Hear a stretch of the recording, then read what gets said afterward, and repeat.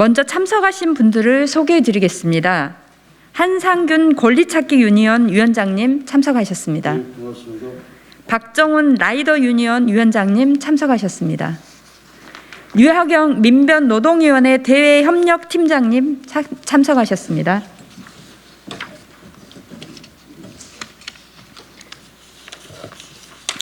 오늘 기자회견은 제가 모두 발언을 하고 그리고 근로기준법 제11조 모든 사업장의 근로기준법을 적용하라는 발언을 한상균 위원장님이 해주시겠고요. 그리고 근로기준법 제2조 모든 노동자에게 근로기준법은 박정훈 위원장님이 하시겠고요. 그리고 근로기준법 개정 의의와 입법 촉구 관련해서는 류하경 변호사님이 해주시겠습니다. 먼저 모두 발언하겠습니다. 전태일 열사가 근로기준법을 준수하라고 외치며 산화한 지 51년이나 지났지만 아직도 근로기준법조차 적용받지 못하는 노동자들이 있습니다. 5인 미만 사업장 노동자, 일하는 노동자지만 노동자로 인정받지 못하는 특수고용 노동자, 플랫폼 노동자, 프리랜서 노동자들이 그들입니다. 저는 사업장 규모에 관계없이 모든 사업장에 근로기준법을 적용하고 계약의 형식 차별 없이 모든 노동자에게 근로기준법 적용하여 일하는 사람 누구나 근로기준법의 보호를 받도록 하는 개정안을 이미 발의하였습니다. 하지만 해당 법률을 다룰 국회 환경노동위원회 고용노동법안 소위는 지난 6월 이후 단 한 차례도 열리지 않았습니다. 저는 국회 환경노동위원회 회의에서 근로기준법 제2조, 제11조 개정 법률안을 시급히 다룰 것에 대해 여러 차례 발언도 했지만 찰피를 미루면서 지금까지 왔습니다. 더 이상 미룰 수는 없습니다. 법률 사각지대에 놓인 당사자들은 재난에 준하는 코로나19 시기 더 큰 고통을 겪고 있습니다. 이 법이 반드시 통과되도록 이번 정기국회 안에 최선을 다해서 노력을 하겠습니다.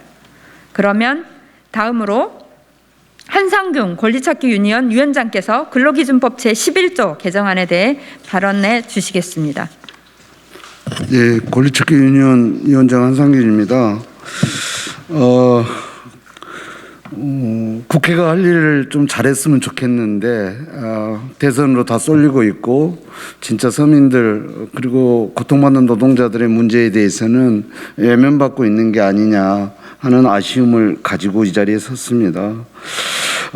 경제 규모가 세계 10위권이고 국민소득이 3만 불이라는 선진국 타령을 하고 있기는 하고 있습니다.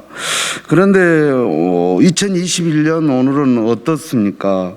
노동조합과 단체 협약으로 보호가 불가능한 노동자가 1,000만 명이 넘고 있습니다.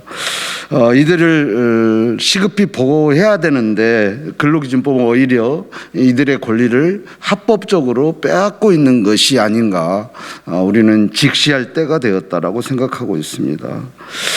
지난 최저임금 삭감법을 개혁할 때도 이곳 여의도 국회에서는 자본의 요구를 충실하게 수행하는 역할들을 했기 때문에 사실 일하는 사람 모두한테 근로기준법을 적용시키는 문제가 녹록지 않다는 것은 잘 알고 있습니다만은 이번 20대 대선이 이 근로기준법 전면 적용 하나만이라도 해낸다라면 역사에서 평가받을 대선이 아닐까 이런 생각을 해보겠습니다. 차별지대와 사각지대라는 말들이 있습니다. 근로조건의 기준을 정하여 기본적 생활을 보장 향상시켜야 할 노동자들이 오히려 법에서 제외당하고 차별당하고 있다라면 이것은 사각지대라고 우리는 이야기해왔습니다. 그러나 이것은 우리가 이 사회가 만들어낸 차별지대가 맞다라고 우리는 확인해야 될 것입니다. 10년을 일해도 연차 한번 사용하지 못했다가 보상휴가도 안 주고 해고가 당했던 사람들이 있습니다. 그리고 하루 14시간, 월 300시간을 넘게 노동을 하면서도 해고를 당할까 봐 월 200만 원도 안 되는 임금을 견뎌냈던 노동자들이 가짜 5인 미만이라는 사업장에서 권리를 박탈당하고 있음도 보았습니다. 5인 미만이라는 사업장이라는 이유로만 직장 내 괴롭힘을 당하고 있던 노동자가 그 괴롭힘을 호소했더니 해고를 당했던 사례들도 수없이 목격되고 있습니다. 이런 근로기준법이 빼앗긴 노동자들의 권리 찾기에 그 당사자들이 지금 나서고 있다는 것들은 우리 사회가 주목해야 될 부분이라 생각합니다. 차별을 합법화하는 근로기준법 11조와 가짜 5인 미만 사업장을 잠깐 말씀드리겠습니다. 사업주가 영세하고 사업이 열악해서 어쩔 수 없다라는 세간의 언론들의 보도는 전혀 사실과 다름을 저는 강조하고 싶습니다. 그렇지 않습니다. 서류상으로 쪼개서 4명까지는 4대 보험을 등록하고 나머지는 가짜 3.3을 등록한다든가 무등록으로 하는 방법을 써서 그 모두의 권리를 빼앗는 방식들이 전 산업에 확산되고 있고, 이것은 요즘 세분화되고 있는 직업 여건에 더더욱 깊게 파고들고 있다는 것들을 우리는 확인하고 있습니다. 가짜 5인 미만 공동고발운동을 500일 넘게 진행하고 있습니다. 110여 개 사업장이 참여하고 있고요. 많은 노동자들이 스스로 이래서는 안 된다, 권리를 더 이상 빼앗길 수 없다라는 자기 성찰과 자기 고발에 나서고 있다. 그래서 공짜 노동과 위험한 노동의 확대를 더 이상 방치하지 않겠다, 이런 흐름들이 나타나고 있습니다. 중대재해처벌법이라든지 가짜 빨간 날을 모시는 대체 공휴일법, 이런 부분들에 대해서는 이미 사회가 다 알고 있습니다. 이처럼 가장 이 사회 약자들한테 악순환이 계속 이어지고 있다는 상황을 우리는 간과하지 않았으면 좋겠습니다. 마지막으로 사업장 규모나 직업의 종류, 계약의 형식에 차별 없이 일하는 사람 누구나 노동자로서 권리를 보장받는 사회를 차별지대를 해체하는 우리의 주장이 당사자들 모두 권리 찾기에 나설 수 있는 계기가 되길 희망합니다. 근로기준법은 정확하게 말하면 불평등 세상을 바꿔내는 가장 확실한 긴급 대책이기에 하루속히 근로기준법을 사회권으로 격상시켜 모두의 권리를 지켜내자는 호소를 드리면서 권리찾기위원회 노력도 더욱 열심히 하겠다는 말씀으로 마치겠습니다. 고맙습니다. 가짜 5인 미만 사업장을 부추기는 사회, 여성이나 청소년이 보호를 받아야 되지만 5인 미만 사업장은 보호를 안 받아도 되는 것인지, 5인 미만 사업장은 직장 내 괴롭힘을 당해도 되는 것인지, 5인 미만 사업장은 대체 의무에 모든 노동자들이 유급 휴가를 받고 있는데 안 받아도 되는 것인지 다시 한번 고민하게 하는 발언이었습니다. 반드시 개정해야 될 이유를 너무 잘 말씀해 주셨습니다. 네, 다음으로는 근로기준법 제2조 개정 당사자이신 박정훈 라이더 유니언 위원장님의 발언을 들어보겠습니다. 네, 이 법 개정에서 중요한 것은 이제 사용자 책임에 관한 것입니다. 소위 플랫폼 노동 혹은 프리랜서라든지 새로운 특수고용 형태 노동자라고 하는 분들을 사용해서요, 이윤을 얻는 기업들이 어떤 책임을 회피하는지 좀 말씀드리겠습니다. 일단 오토바이 구입 비용을 노동자한테 전가할 수 있습니다. 연간 700에서 800만 원이 달하는 유상운송보험, 영업용 오토바이 보험료를 노동자한테 전가할 수 있습니다. 국민연금과 의료보험을 노동자한테 전가합니다. 실업에 대한 책임, 퇴직 이후의 삶에 대한 책임을 모두 노동자한테 전가합니다. 결정적으로 10년 전 도미노 피자 배달하다가 사망을 했을 때 많은 사람들이 도미노 피자 기업을 비판하고 개선을 요구했지만 오늘날 오토바이 사고가 나면 배민이나 요기요나 동네 일반 대행사와 같은 기업에게 책임을 묻지 않고 노동자한테 책임을 묻고 있습니다. 요즘 ESG 경영이라고 하는데 이런 사회적인 책임과 시민들과의 소통, 사회적 책임들을 노동자한테 전가하고 있는 것입니다. 자신이 져야 할 책임에서 도망가려는 사용자들을 붙잡아서 사회적 책임뿐만 아니라 노동자에 대한 보호 의무까지 부여하는 법안이라고 생각합니다. 특히나 입증 책임을 전환하고 이 노동자들이 자신의 권리를 획득하기 위해서 상당한 시간과 노력을 기울여야 되는 것을 바꿀 수 있는 법이라고 생각합니다. 그래서 사용자에게 책임을, 노동자에게 최소한의 보호 권리를 보장하는 이 법 통과를 지지하는 바입니다. 고맙습니다.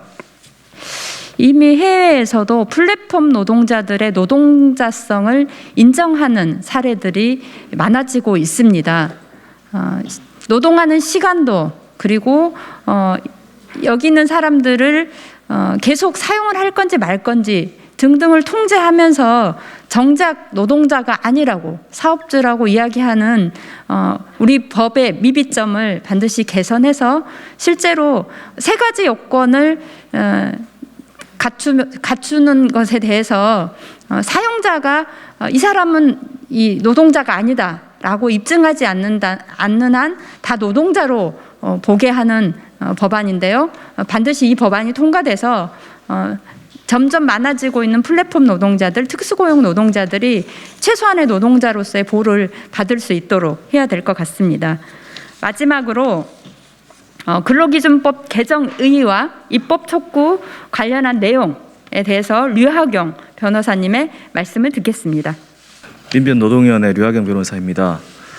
노동자라면 다 똑같은 노동자입니다. 5인 미만 사업장에 있는 노동자는 노동자가 아닐 수가 없습니다. 노동자여야 한다라는 의미는 노동자로서 받을 수 있는 모든 기본권을 다 받아야 한다라는 의미입니다.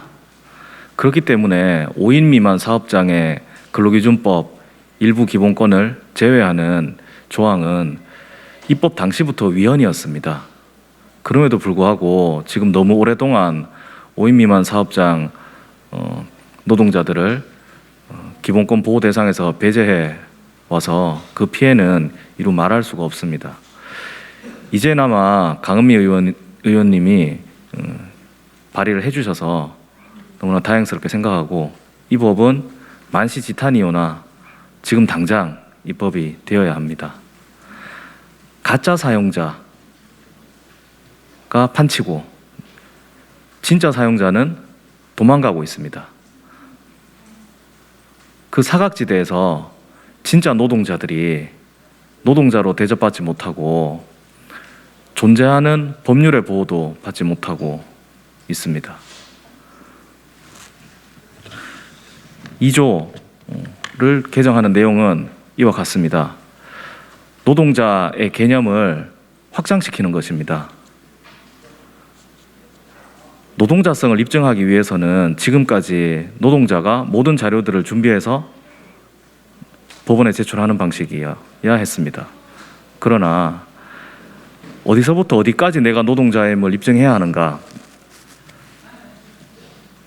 법률에 규정이 전혀 없고 사법부에서도 재량이 너무나 광범위해서 법원에서 기각되거나 노동부에서 인정되지 않는 경우에는 내가 노동자임에도 불구하고 증거 부족으로 인해서 기본권이 박탈됩니다. 19세기 공장이 처음 생겼을 무렵에는 공장에 기본 설비가 없고 기본적인 기술력이 축적되지 못했기 때문에 각자 집에서 망치도 들고 오고 각자 집에서 가내 수공업에서 익힌 기술들을 오로지 공장이라는 공간에 모여서 개인기를 이용해서만 작업을 했던 시기가 있습니다.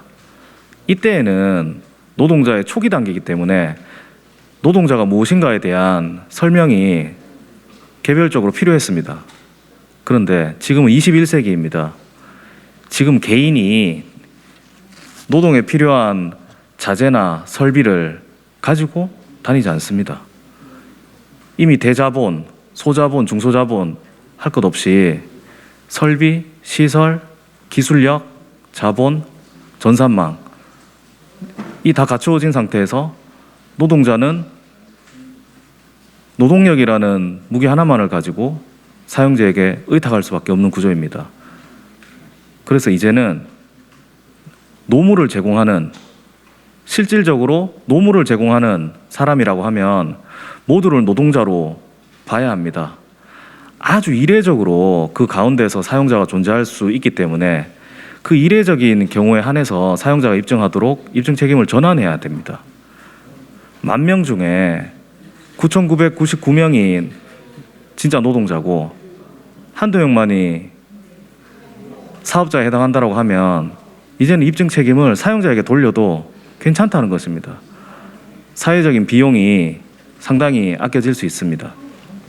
그래서 2조에서 노동자성에 대한 입증 책임을 노동자에게 주는 것이 아니라 노동자가 아님에 대한 입증 책임을 사용자에게 주고 있는 것입니다. 11조는 모두에서 말씀드렸다시피 노동자면 모두가 노동자다. 5인 미만 사업장이라는 우연한 조건을 이유로 기본권을 박탈해서는 안 된다라는 것이 취지입니다. 우리 근로기준법에는 훌륭한 기본권들이 많이 담겨져 있습니다. 이제는 모든 노동자에게 이 기본권의 혜택이 돌아갈 수 있도록 해야 됩니다. 구시대 법률이 너무나 오래 지속되었습니다. 강은미 의원의 입법안이 부디 조속히 통과되기를 바라겠습니다. 이상입니다.